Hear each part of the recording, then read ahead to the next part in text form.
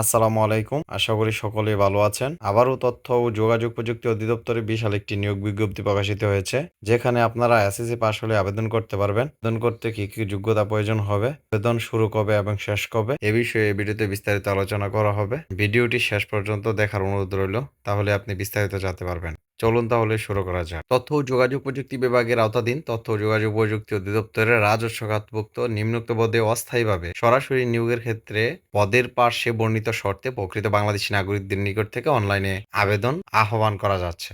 পদের নাম হচ্ছে অফিস সহায়ক। 497 জন লোক নিয়োগ দেওয়া হবে। বেতন গ্রেড 20 গ্রেডে বেতন দেওয়া হবে 8,250 টাকা থেকে 20,010 টাকা পর্যন্ত বেতন দেওয়া হবে।